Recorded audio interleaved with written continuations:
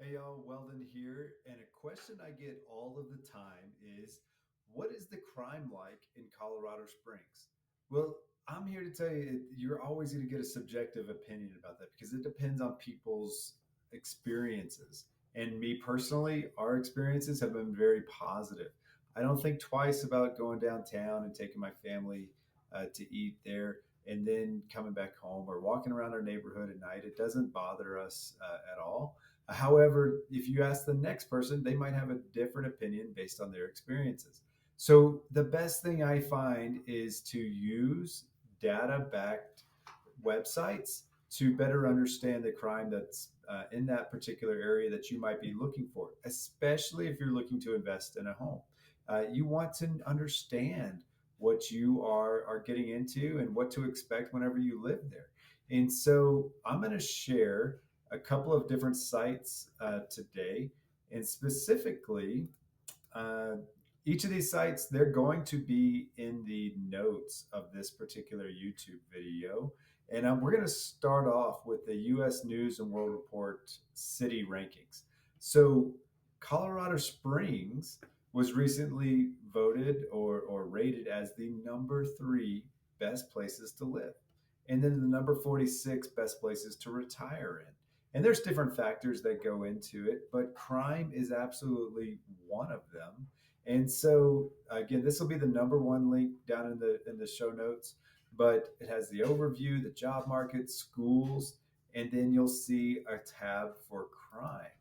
Now, when you click on crime, and this is the macro overview of Colorado Springs, you'll see the crime rate based on the data that was analyzed in 2022, the violent crime rate and the property crime. They're both higher than average at the national level.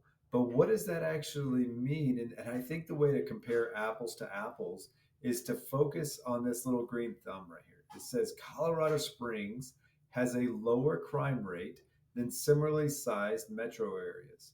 So that means that of comparable cities, Colorado Springs has that lower crime rate.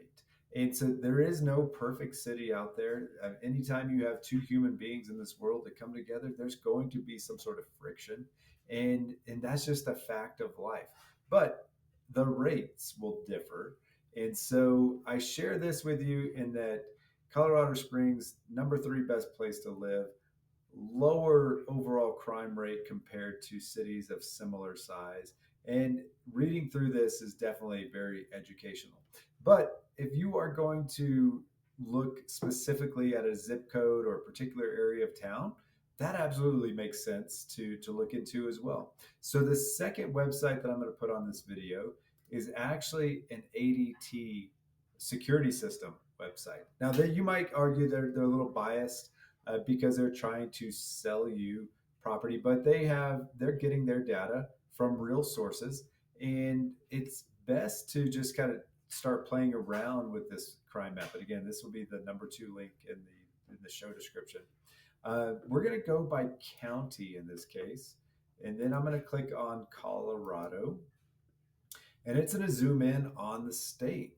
And so when we start zooming in a little bit more, into Colorado Springs, you'll see that it overall total crime is slightly below the national average. Okay, that's a good thing.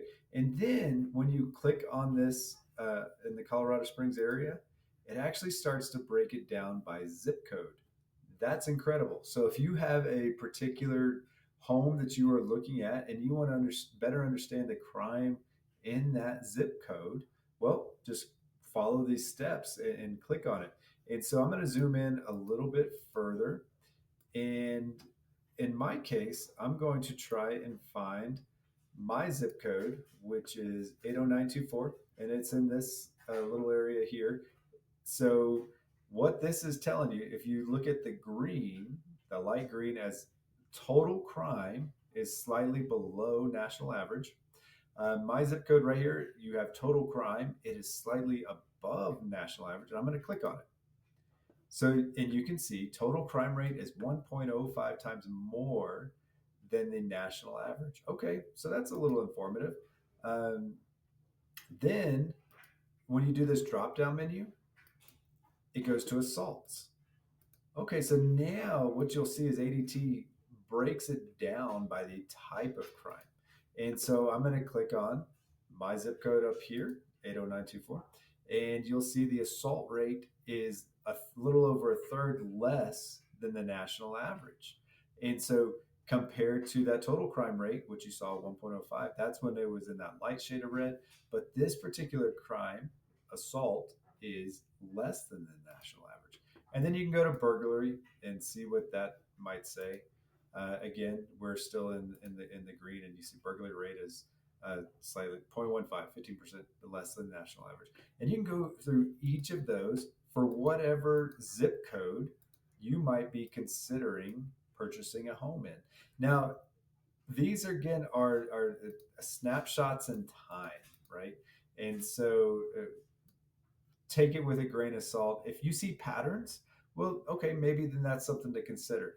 But by and large, I'll just go back to number 3 city to live in as ranked by U.S. News and World Report. I don't think twice about taking my family downtown to enjoy just an evening dinner on Friday or Saturday night. The next website that's great is if you are considering making one of the largest purchases in your life, which is oftentimes a person's home, then it might be worth a little bit of money to get a report from a website such as this, which is NeighborhoodScout.com.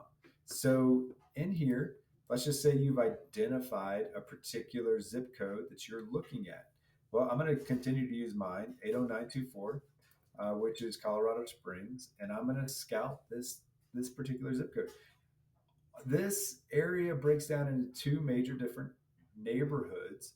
You have Wolf Ranch, and then you have Cordera. And I'm going to just click on the Wolf Ranch neighborhood. Here it outlines the boundaries, if you will.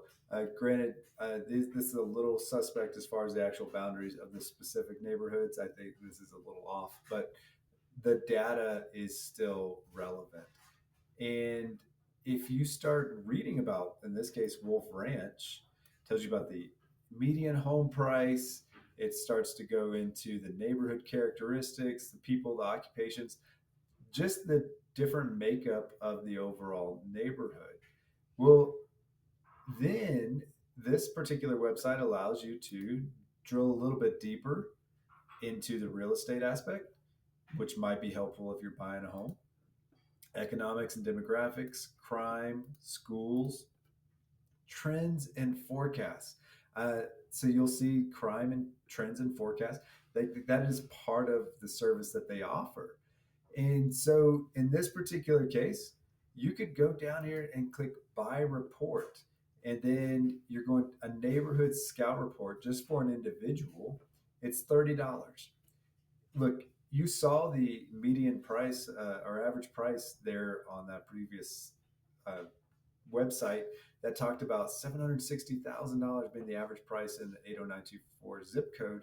Well, $30 might be worth it to spend to better understand the neighborhood from an analytics perspective or a crime perspective. So that way you know what you're getting into.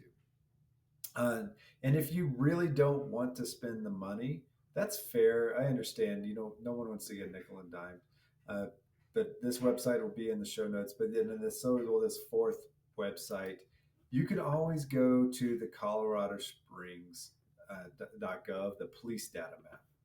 The problem that I find with this particular map is that crime happens all of the time. I mean, it is a constant. That is why we hire police officers, right? Not only to be deterrents and to help out our incredible community, but they're also reporting on what is law infractions, right? And to discern what is a significant infraction versus a minor infraction, all I see here are a bunch of dots. And then you figure out a way to filter them. but then you want to filter them for a particular neighborhood. And again, maybe these dots are just from the last 24 hours or the last month. And how do you compare that to the next place? It is not an easy website to be able to use and compare apples to apples or trends over time. You could if you plotted it yourself, but most of my clients don't have that kind of time or desire to do that. I recommend spending the $30 to get a professional report and better understand the neighborhood that's there. If you have any questions about any of these steps, please reach out. I'd love to talk with you about it, and I'll share what I know and talk you through it. But again, that Neighborhood Scout, $30, well worth it. Thanks for listening. Hope you have a great evening, and look forward to talking to you soon. Have a good one. See ya.